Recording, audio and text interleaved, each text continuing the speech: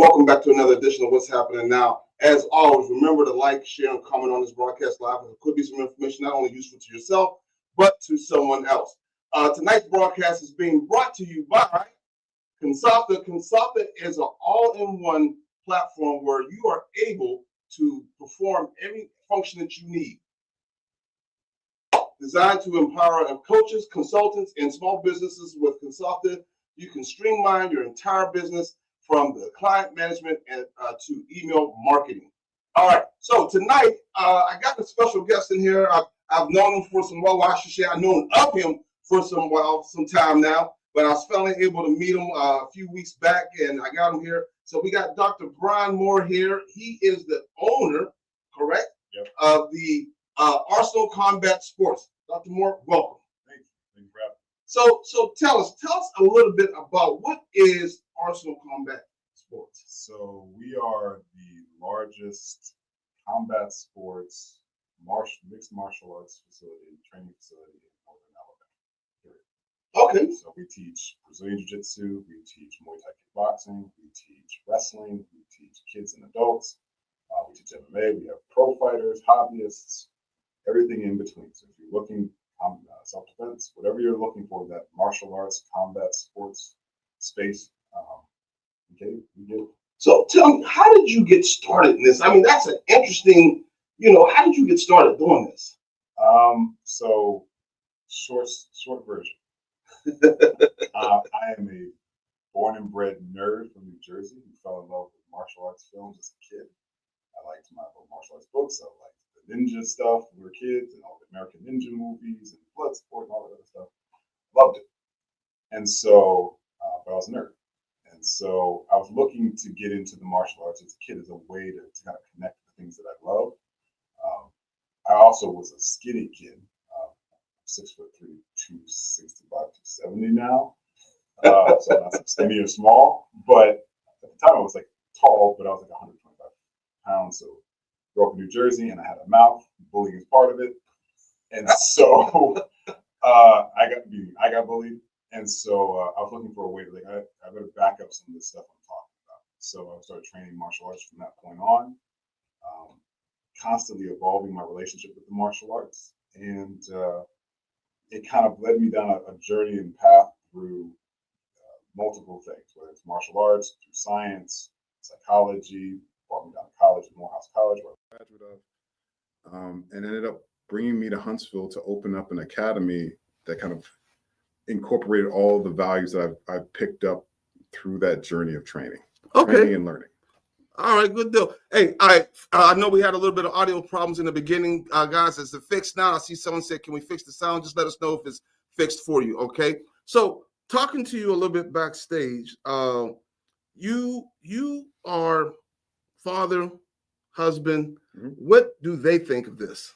They all train. So both my boys train. They're little, not so little. They're 14 and 9. So both my sons train. My wife watches us train. And occasionally we can get her out there to train a little boxing and things like that. But they know that this is my passion. They know that I feel strongly about the value of martial arts and what it can give people when we train honestly. And we look for a way to self-develop as a tool. And so they're 100% on board with it. Plus, I pay the bills with it. Right. So they don't really mind that. So, when we was talking backstage a little bit, I kind of characterize you as this modern day superhero. You have this persona during the day of being the smart guy, really soft spoken and really cool. But then at night, you turn into this great superhero that's going into combat sports. But give our viewers a little bit about your background, which I think they're going to find fascinating just as much as I did. So as I was alluding to, I'm a nerd. Like I grew up in New Jersey. And so I was looking for, when you talk about kids who have those physical gifts, I had none of them. I wasn't fast. I wasn't strong. I wasn't, all those things. So the traditional things that kids use, like sports, as ways to create an identity, particularly in high school and middle school, were not open to me. But I loved reading. And so that's kind of led me into the martial arts thing. And so, as I mentioned before, I was looking for ways to back up my mouth. And so I started training. And so I kept training and I loved it because it gave me a way to express myself in a way that was outside of the traditional sports. Right. You know, if you're an athlete, you have certain gifts. Whether you're 6'9" and 300 pounds with something deadlift or whatever, your pathway can be assured to a certain extent, or at least people will push you in a certain way. Whether it's football, basketball, whatever, you're going to get pushed in a certain direction. I didn't have that for good reason, because I wasn't very good and I had very little interest. So martial arts was a way for me to express myself and learn how to use the gifts that I had, which was my intellect, my some flexibility, my ability to problem solve, those sorts of things, and express myself in a really tactile way, not just on paper in school. Mm-hmm. But I could defend myself pretty effectively. I could throw you. I can put you on the ground. I can punch. I can do all these things. And it got to the point where I was like, well, I can express my authentic self through what I'm doing. So the same way you talk about an artist or a musician, like you create a song, they create a piece of art. I could do it with my martial arts. Okay. We got a question here from one of the viewers already. She says here, what exactly is combat sports? Is it like MMA? Excellent question. So combat sports is a title, and is it like MMA? And think of combat sports as an overarching title. And underneath it, you have MMA, Brazilian Jiu-Jitsu, boxing, wrestling. All of the combat sports are similar in the fact that we use sparring actively to develop skill sets. It's not like in your traditional karate classes or your taekwondo class where they don't really spar as much. You have forms and things like that. Combat sports require you to go head up against somebody else and test your skills against theirs. And it's also how we train. Combat sports has just become the popular name for it now, but it's really includes mixed martial arts, not just mixed martial arts. Brazilian Jiu-Jitsu, wrestling, grappling. You'll hear all these different terms depending on which combat sport you're talking about. So something I find interesting. You have a psychology degree. Mm-hmm. Is that used in any of the training or during any of the fighting that you may have done? All the time. All the time. Because it's, those sayings about, fighting is, 80% mental, 20% physical. Right. I don't know if that's the exact statistic depending on the fight, but it's up there, right? You have to, and also when you're coaching, you have to understand your fighters. You have to understand who you're advising. You have to understand their triggers and what works for them. Some of my guys are triggered by, visions of fighting for their family. Right. Others are triggered by ego. Others are focused on making money. Others are focused on not looking stupid, whatever the case may be. And so you have to find their triggers, and you find it through training, but you also get to know them. And you also have to know your own. Like for me, I'm intensely analytical when I'm fighting. I don't want to be emotional. I want to look at you and I want to break you down by what are your strengths and what are your weaknesses. You labor that way. Can I play a little psychological game with you where I show something and you'll react? So it's all psychology. It's a big part of psychology. The smarter you are, the more you understand the psychological game of fighting or training, the better you are. So you had mentioned, you fought a little bit down in Brazil, mm-hmm. and amateur, it was amateur fighting down in Brazil. And that's when you realized, you know what? I need to be doing a little bit something different other than trying to actually do this. Can you expand on that a little bit? So there's a saying that, everybody's a hero until they start getting hit. Right. And so I did a couple of amateurs down in Brazil. And it was bare knuckle. This is early 2000s, something like that. And so I did a couple fights down there, bare knuckle. And we're not talking about well-organized fight. We're talking about you just get in there. They say, hey, go in there and fight. Because when I was training back in the day, our martial art, and still is to this day, is about fighting. It's about learning how to fight effectively. And so they threw me in there. And I was like, sure, 22 years old, 23. I have a bunch of ego in my whatever. So I get in there. And I started fighting, and I did okay. I went 3-1 in my amateurs. But I realized that, there's something, the intellectual piece started to kick in again. And I started realizing that, there are guys who are at the next level who are fighting for their lives. Right. And I was meeting them. I was becoming friends with these guys from training and coaching with them. But these guys are fighting for their lives. And, I'm not fighting for my life. Right? Some of these guys are ready to die in the ring. And I admired them for it. That they're living by this, but I also realized that this may be the end of my interest in doing this personally. Right. And so I decided, I'm going to dedicate myself to the study of this and helping guys like this who want to, coach and understand as much as I possibly can. But I realize I don't have that burning desire to get in there and risk everything the way these guys did. And then it's out of admiration, not out of anything else. So it's like, not for me. Let me move on with my life. You said, let me move on with your life. So you come back to the States and you decide, like, you know what, maybe I need to start actually teaching this as opposed to being an active player in it. How did that start for you? I mean, I think that's part of what the traditions in jiu-jitsu is, that you're always going to be teaching. And it's that as soon as you reach a certain level in the martial art, we have belts like traditional martial arts, but there are fewer belts. So you've only got,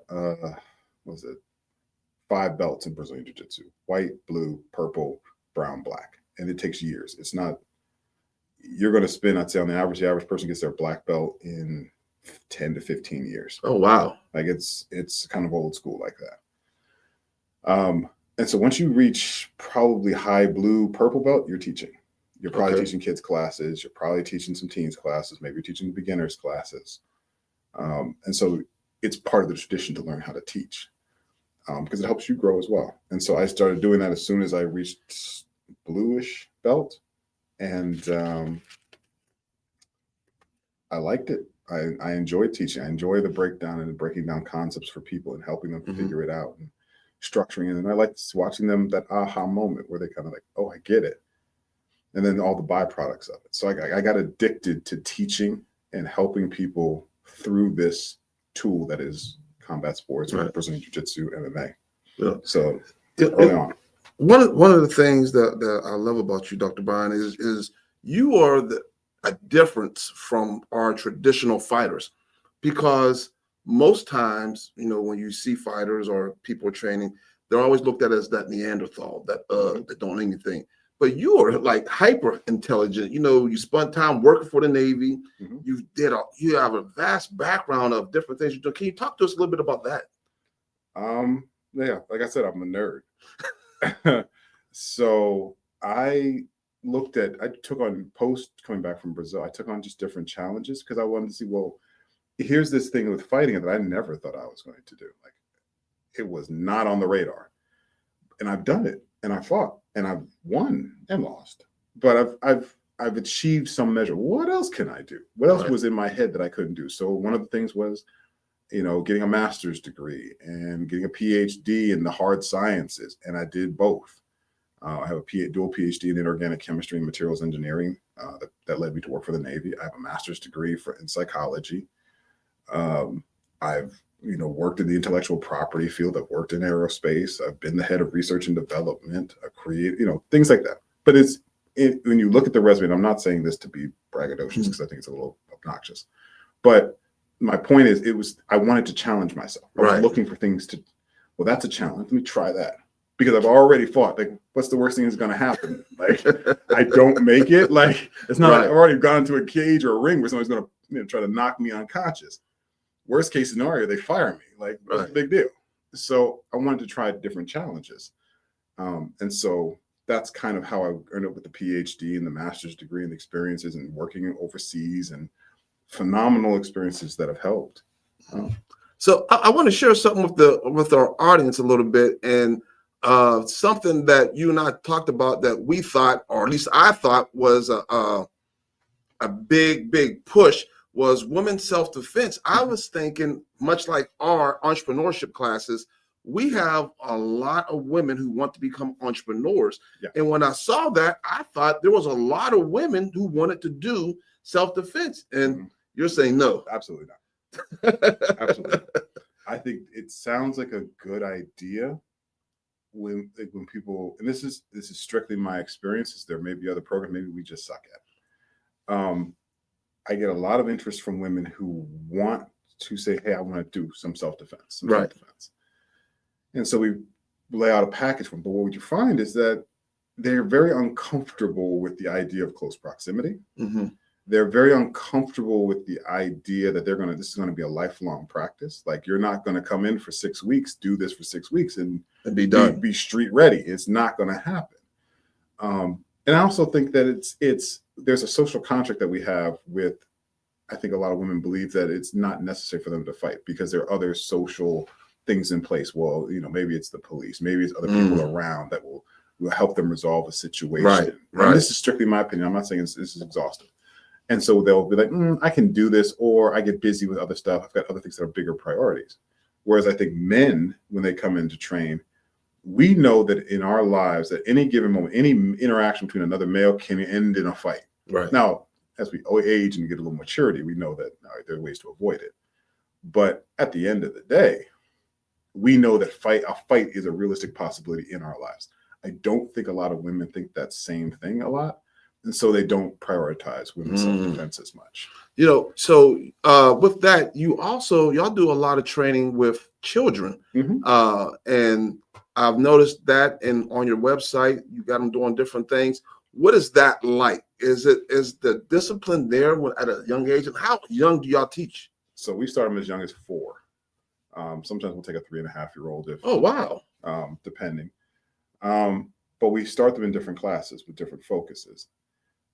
As you would expect, for every 10 kids, maybe there's one who just walks in the door and has just got the locked in discipline. The other 9, we got to build it into. And so we have different classes that we stair-step them through. Like on my Little Rhinos class is my little guys. Right. And so they're playing mostly games, but it's coordination games. It's to learn how to move their body, how to control their body, how to follow instructions, basic things. Yes. As they get comfortable with that, they move into my next class, my youth BJJ class, where they're going to learn basic moves that go with that body movement they've been developing. So maybe a few finishes, not many, but some basic ones. And that's by then, after they get out of that group, then they go into my teens group. And my teens are a different animal. Now they're learning almost everything as the adults. Right. Some nuances and for maturity, but they kind of move through it. So we create a progression for them.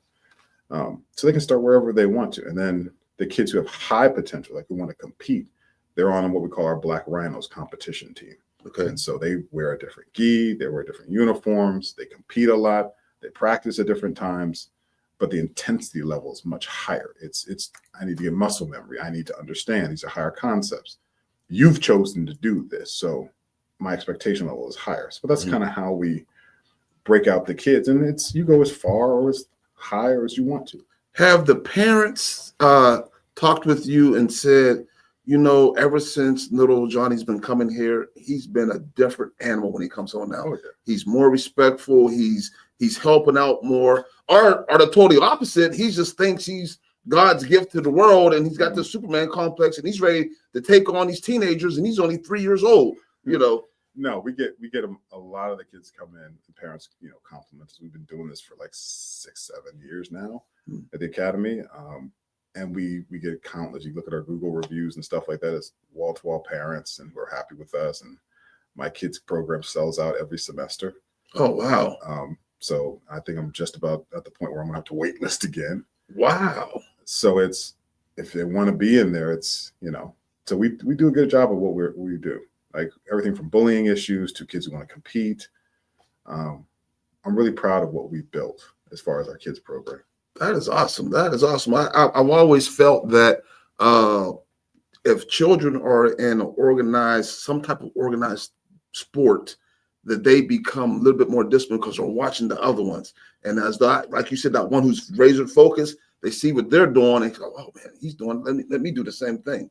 I think it's also a system of accountability. So the accountability is there on top. So you need to show up.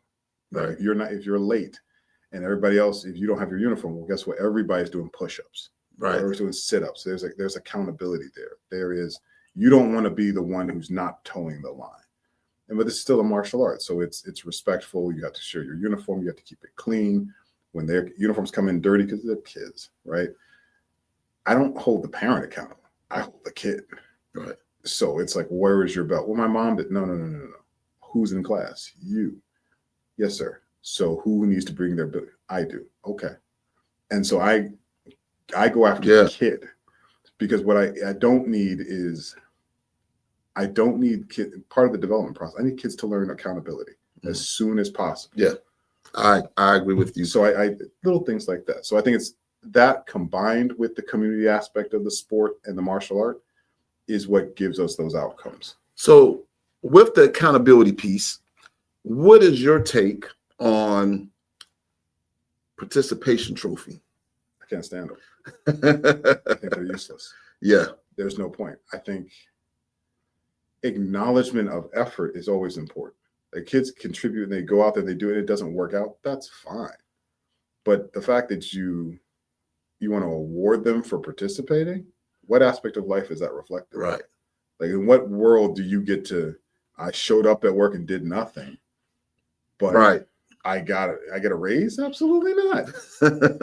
So let's set realistic expectations. Exactly. I can't stand them. I don't do them. Right. I don't know. I acknowledge every kid. I acknowledge their effort. I give them a safe space to be emotional, which is other parts. I want kids to understand their emotions. But I also don't want them thinking that that the world at large thinks they're valuable simply because they exist, which I think is unrealistic. So when you advance in the sport and you get to those certain belts, is there at a certain belt level where you now have to be a little bit more disciplined with yourself and the public because of your training and the things that you know when you have somebody in that bar who wants to pick that fight with you? I think it's not the belt. I think it's the confidence in yourself and the knowledge you now have. And that happens, I think, after a year or two of training. Like think about any sport. When you first learned to box and when you first learned, anything, weightlifting, whatever, you realize that you could lift a lot of weight. Well, now you've got a responsibility to use it effectively, right? I don't think most people do that. I think that's falling out of favor in society now. People want unchecked power. Right. Take from that what you will. But I think people want power without responsibility. They want knowledge or tools without accountability. And I think that's what separates martial arts from traditional sports, in the sense that you watch our pros, and this is not all of them, but as long as we remain the martial artists, there's a discipline that's required. There's a community. We're going to hold each other accountable. Right. You cut out and you start acting a fool in public, the martial arts community is huge, but it's not huge at the same time. We know each other, or our lineages go through each other. It's easy to get contact with somebody. And so there's an accountability piece that I think, and I think that's as soon as you join the community and you start learning. But also part of that is there's always somebody better. There's always somebody stronger. Like I'm okay. I'm pretty good at what I do.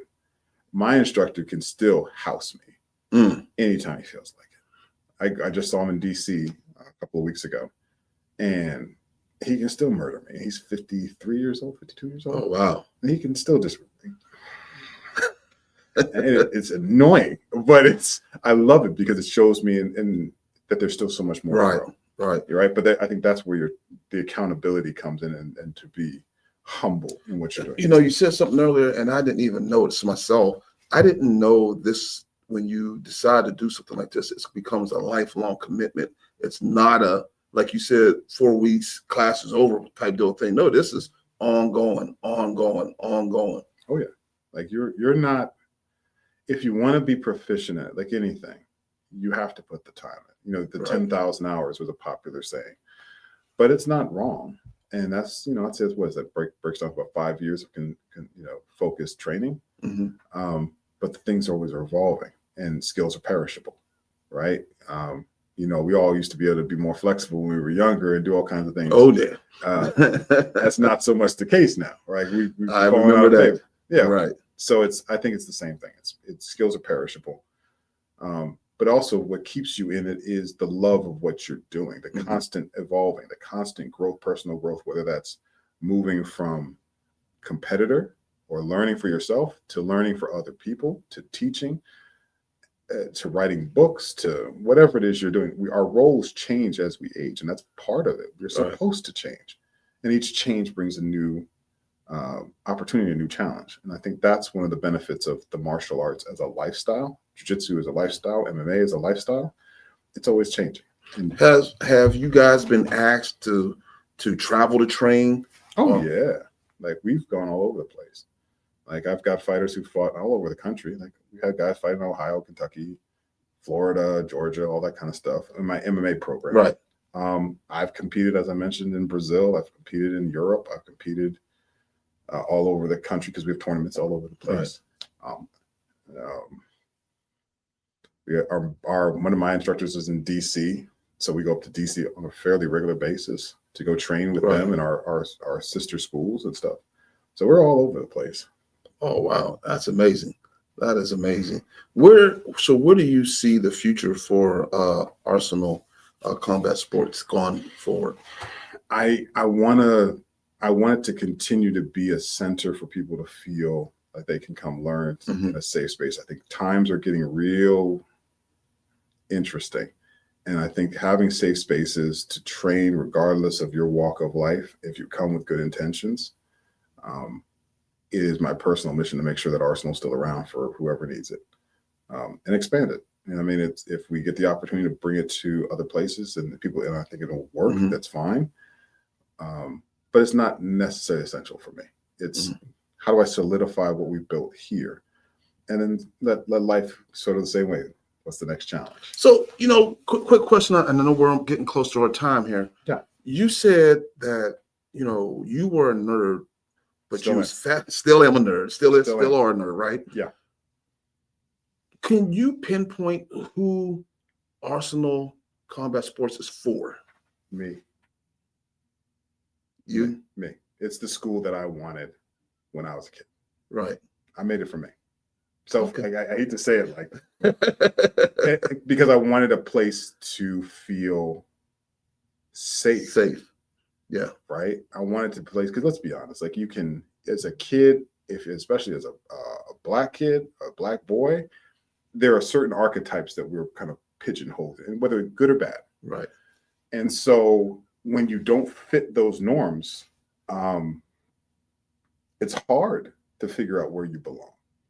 And so you kind of want a space where you can make mistakes and be wrong and be human. I'll attribute this to Morehouse too. Like that was another great laboratory for me. Like being in Atlanta in the late 90s was fantastic because I wasn't weighted down by other things. I could just be Brian figuring out how not to be stupid. Right. Or learning and having these professors who would just like, here's the information, or I come in, whatever, but I can make mistakes. And so that's kind of why I created, for lack of a better term, I think Arsenal is kind of like the HBCU of martial arts. That makes sense, right? It's a place to kind of come and come as you are, and you don't have to be of a certain culture. You can be anything you want. HBCUs have always accepted everybody. I'm a little mad because I'm a Morehouse guy and I'm in A&M's town and they got my colors on. We'll leave that alone. Hey, Brian, Dr. Moore, hey, I appreciate you coming by this evening and sharing with us and taking time to share with our viewers as well. Is there anything that you would like to leave the viewers with before we close? If you're looking to train, if you're looking for a safe space to train for your kids, for yourself, you have aspirations of fighting, please come by, see us, arsenalcombatsports.com. Stop in. Happy to talk to you and help you get started. Outstanding. Viewers, hey, we appreciate you all for tuning in this evening. And as always, remember to like, share, and comment on this live. If you got children that you think need some type of training or some type of discipline, Dr. Moore and his crew are here ready to take care of them. So as always, remember, your yesterday is not your today, and your today is not your tomorrow. Good night.